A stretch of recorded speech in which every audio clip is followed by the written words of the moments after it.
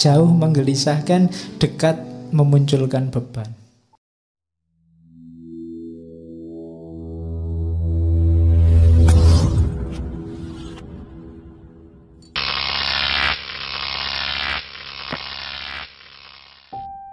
Cinta itu paradok. Bila dekat rumahnya Laila, aku merasa terbebani. Tapi bila aku jauh darinya, aku merasa sedih. Sehingga dekat maupun jauh, bersemayam rindu dan gelisah.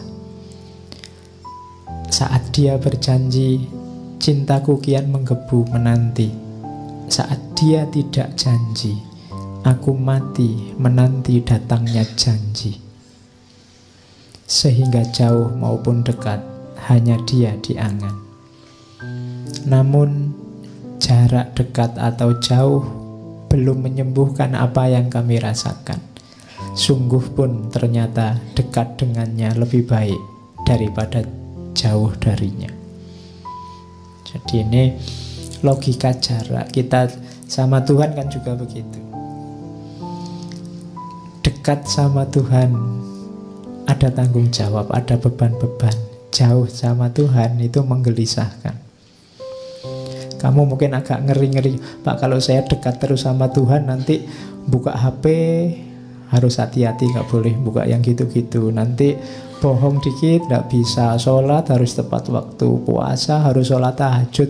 Kok rasanya berat ya Pak? Dekat dengan Allah, dekat denganmu membebani. Tapi jauh itu menggelisahkan. Waduh, kok jauh ya dari Allah. Nanti jangan-jangan dapat murkanya, jangan-jangan Allah tidak berkenan, tidak ridho. Itu paradoknya cinta. Dekat sama yang kamu cintai, itu kan kamu merasa terbebani. Aku harus membuat dia bahagia, aku harus membuat dia nyaman. Jangan sampai dia tidak berkenan. Lebih sumpek. Tapi jauh, lebih sumpek lagi kalau jauh. Biayanya lebih banyak, menghabiskan kuota, pulsa. Belum lagi marah-marahan, saling curiga. Sini ngomong maksudnya untuk menghibur, sana membacanya dianggap marah-marah.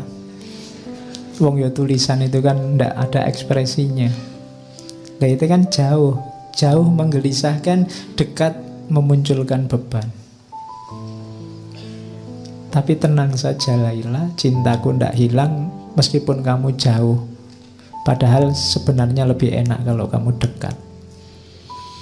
Nah itu pelajaran selanjutnya dari Majnun tentang jarak.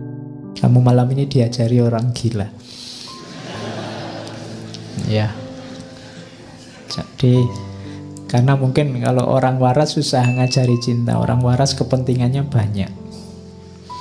Melakukan apa-apa sering tidak tulus. Beda sama orang gila. Apalagi gila karena cinta. Oke, jadi itu pelajaran selanjutnya tentang jarak.